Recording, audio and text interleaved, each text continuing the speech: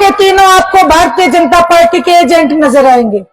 ये नेता नहीं रहे, एजेंट बन चुके हैं। जिन नेताओं की विचारधारा 15 मिनट में बदल जाए, ऐसे नेताओं पे आप भरोसा मत कर लेना। आप अपनी इस बेटी पे विश्वास करना। देश की सबसे बड़ी पंचायत में जाके आपकी लड़ाई लड़ने का काम करूंगी। आपको नीचा नहीं देखने दूंगी, आपको पीठ नहीं दिखाऊंगी। हिसार की बेटी हूं ताऊ जी, झूठ नहीं बोलती, हिसार से पढ़ी लिखी हूं। मैं आपसे एक प्रार्थना करना चाहती हूं, बाकी जो तीनों पार्टियों के नुमाइंदे आपके बीच में आए, मेरा आपसे अनुरोध है, प्रार्थना है, इनको आप एक बार गौर से देखना। मैं तो कहूंगी चश्मा लगा के देखना अच्छे से। ये तीनों के तीनों आपको भारतीय जनता पार्टी के एजेंट नजर आएंगे। ये नेता नहीं रहे, एजेंट बन चुके हैं। एक बार किसी पार्टी का पटका पहन लेते हैं, जैसे इनके हाथ में कुर्सी आती है, दूसरे प्लान में दूसरी पार्टी का पटका पहन के आ जाते हैं। जिन नेताओं की विचारधारा 15 मिनट में बदल जाए, ऐसे नेताओं पे आप भरोसा मत कर लेना। आज हालात ऐसे पैदा कर दिए, मेरी माताएं बहनें महंगाई से रसोई का बोझ उठा उठा के थक गई। हमारे बालकों को नौकरी नहीं है, बूढ़े बुजुर्गों की फैमिली आईडी के नाम पे पेंशन काटी जा रही है, गरीब आदमी का राशन कार्ड काटा जा रहा है। कहते तो ये थे कि हम तो गरीबी दूर करेंगे। एक बार इनसे आप पूछना, जीएसटी किस लिए लगाई? दूध पे, दही पे, लस्सी पे, पनीर पे, आटे पे, सब चीजों पे टैक्स लगा दिया।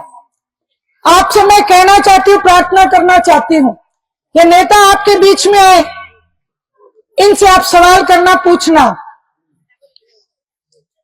कि जिस समय किसान का मेरा वर्ग 13 महीने तक दिल्ली के बॉर्डर पे आंदोलनरत था और पुकार पुकार के एक बात कह रहा था कि आज अगर कोई एमएलए एमपी हमारे साथ खड़ा होगा तो हमारे आंदोलन को ताकत मिलेगी। आप इनसे ये पूछना कि आज तुम्हारी विचारधारा जो बदल गई, उस समय क्यों नहीं बदली जब किसान को सबसे ज्यादा जरूरत थी? प्रत्यक्ष को प्रमाण की जरूरत नहीं। हिंदुस्तान में हरियाणा प्रदेश एक बहुत छोटा सा स्टेट है, बहुत छोटा सा राज्य है। 10 लोकसभा की सीटें हैं, 90 विधानसभा की सीटें हैं। और आप सबने पिछली बार हरियाणा प्रदेश ने पिछले प्लान में इंडियन नेशनल लोकदल को 90 में से केवल 1 सीट दी थी। मैं आपसे पूछना चाहती हूं, आज सारे आप गवाह हो, विधानसभा का सत्र आप देखते रहे।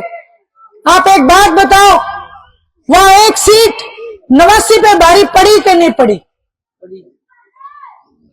हाथ खड़े करके बता देता हूं जी, मेरे जी को तसल्ली हो जाए।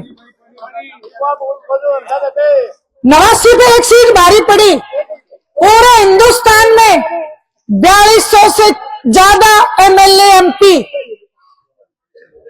आदरणीय अभय सिंह चौटाला ने 1 सीट होते हुए, आप खुद सोचो, थारी थाली में 1 रोटी हो और उस 1 रोटी को दान करने का काम यदि किसी ने किया तो अभय सिंह चौटाला ने करके दिया।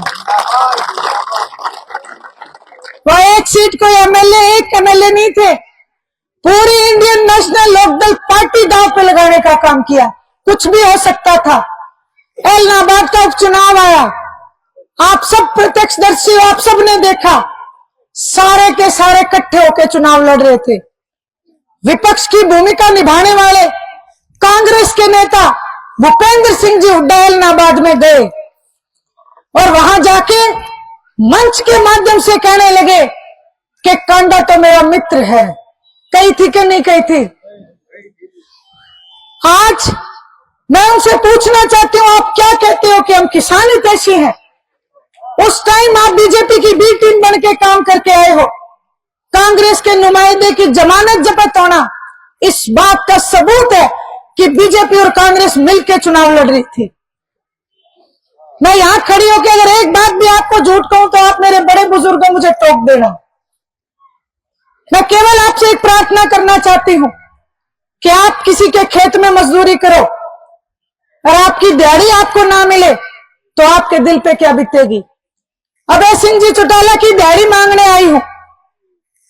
सड़क से लेके गांव की गलियों से लेके विधानसभा तक आपकी लड़ाई लड़ने का काम अभय सिंह चौटाला ने किया है।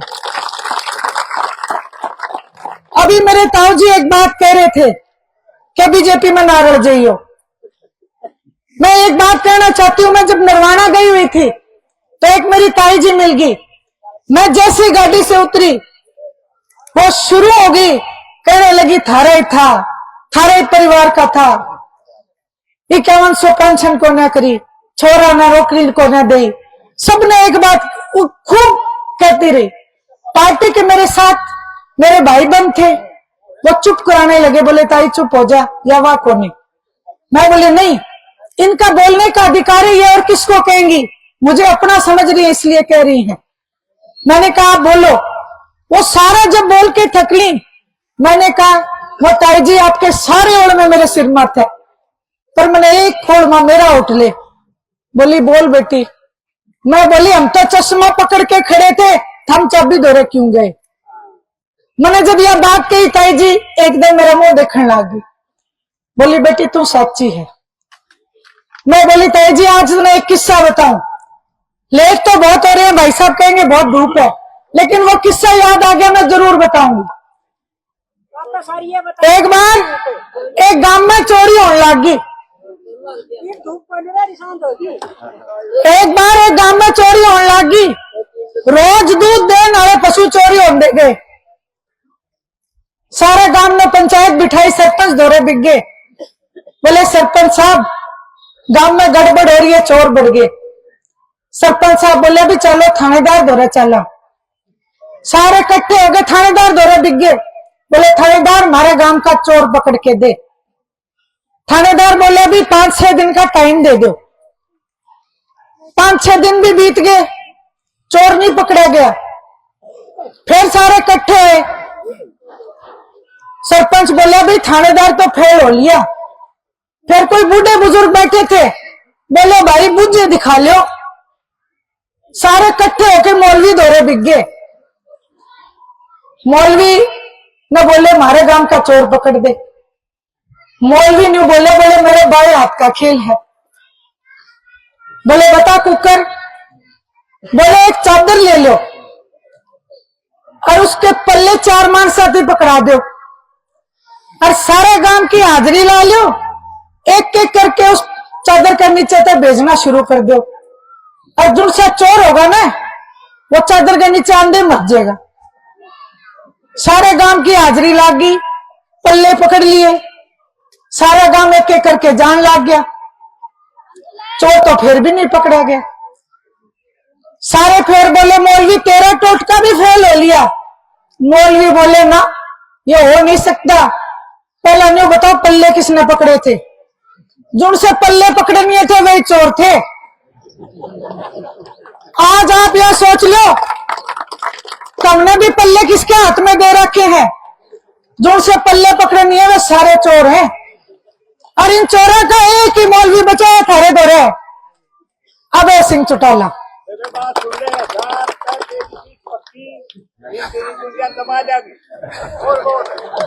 बहुत बहुत धन्यवाद ताऊ जी। मैं सिर्फ इसलिए आपके बीच में इतनी लंबी चौड़ी बात की, मैंने आदरणीय ओम प्रकाश जी चौटाला को देखा है। उनके चेहरे पे आपको शिकन नजर नहीं आएगी, लेकिन दिल से उनको सबसे ज्यादा दर्द अगर किसी बात का है तो वो इस बात का है कि उनके कार्यकर्ता के साथ बहुत बड़ा धोखा हो गया, इसलिए उनको दर्द है। इसलिए 89 साल की उम्र में भी वो आज आप लोगों के बीच आते हैं। अभय सिंह चौटाला को एक ही बात कहते हैं कि मेरे कार्यकर्ता की भरपाई कर देना जब तू मेरा बेटा है, नहीं तो मेरे पास मत आ जाना। ये बात वो कहते हैं। आज मैं इस मंच से आपको कह के जा रही हूं और ज्यादा कुछ नहीं कहूंगी। आप अपनी इस बेटी पे विश्वास करना। देश की सबसे बड़ी पंचायत में जाके आपकी लड़ाई लड़ने का काम करूंगी। आपको नीचा नहीं देखने दूंगी, आपको पीठ नहीं दिखाऊंगी। हिसार की बेटी हूं ताऊ जी, झूठ नहीं बोलती, हिसार से पढ़ी लिखी हूं। आप सबसे वायदा करती हूं, आपने आपने जो मान और सम्मान दिया और जो ये पगड़ी मुझे पहनाई है मान और सम्मान की, इस पगड़ी को कभी भी नीचे नहीं होने दूंगी।